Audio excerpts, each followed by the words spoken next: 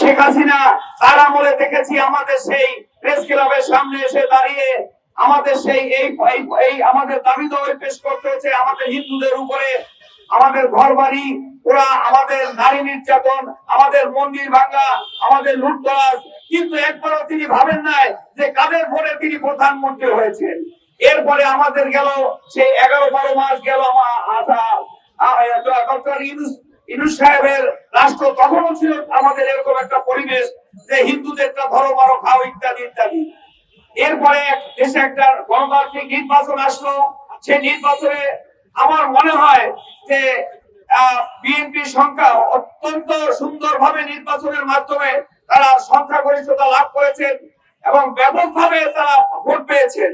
আমি জনাব তারেক রহমান মাননীয় প্রধানমন্ত্রী, তাকে আমি অনুরোধ করব আপনি একটু সুস্থ সুন্দরভাবে ধীরে স্থির ভাবে চিন্তা করবেন যে আপনি কোন কোন সিটগুলো আপনি অর্জন করেছেন, কোন কোন সিটগুলো আপনি পেয়েছেন, কাদের কারণে আজকে আপনি প্রধানমন্ত্রী। মাননীয় প্রধানমন্ত্রী, ঠিক আমরা এইভাবে কিন্তু মাননীয় প্রধানমন্ত্রী সেই শেখ হাসিনাকে অনুরোধ করতাম যে আমাদের জন্য একটা কিছু করেন, আমাদের দাবি দাওয়া গুলো মেনে নেন। তিনি নেন নাই, আল্লাহর কাছে আল্লাহ করেছে। আমি আপনাদেরকে অনুরোধ করব, আপনারা যারা এখন বিএনপি গভর্নমেন্ট আছেন তাদেরকে অনুরোধ করব যে দেখেন, তাদের কেউ থাকে না, তাদের কিন্তু আল্লাহ থাকে। যাদের কেউ থাকে না তাদের কিন্তু ভগবান থাকে।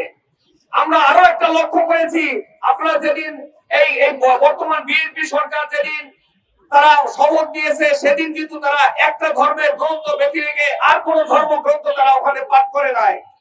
এটা কিন্তু আমাদের সংবিধানে ছিল না।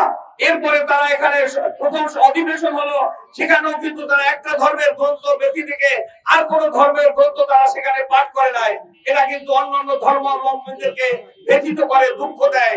আমি মাননীয় প্রধানমন্ত্রীকে বলবো, সংসদে যে ঘটনা ঘটেছে সেটাও আপনার চোখেই ঘটেছে। যদি এইগুলা ঘটতে থাকে আর এইগুলো চলতে থাকে, এটা নিয়ে কিন্তু আমাদের অত্যন্ত বেদনা দেয়, বেদনা পাই। আমরা আরো দেখেছি যে আমরা এখনো এই দেশে সেই 7ই মার্চের ভাষণ বাজিয়ে তাদেরকে আপনারা এখানে এনে তাদেরকে আপনারা এইটা করতে পেরেছেন যে তাদেরকে সেই সন্ত্রাস দমন আইনে তাদেরকে অ্যারেস্ট করে রেখেছেন। বাট সংসদে তারা সেই জাতীয় সঙ্গীত গাওয়ার সময় ওখানে বসেছিল, আপনি কিন্তু তাদের বিরুদ্ধে কিছুই করতে পারেন নাই। মাননীয় প্রধানমন্ত্রী তারেক রহমান, আপনাকে অনুরোধ করব, যদি আপনি এই লেভেলে রাষ্ট্র চালাইতে থাকেন, এই লেবার সেবা রাষ্ট্র চালাইতে থাকেন, এক পর্যায়ে কিন্তু সেই শেখ হাসিনার মতো আপনাকে এখান থেকে কোটলাপাটলি সহ চলে যেতে হবে। এটা আমাদের করতে হবে না, এটা গড গিফটেড, আল্লাহ তাআলা করবে। অতএব আমি আপনাদেরকে অনুরোধ করব, আপনাদের এখনো সময় আছে, কেবল শুরু হয়েছে।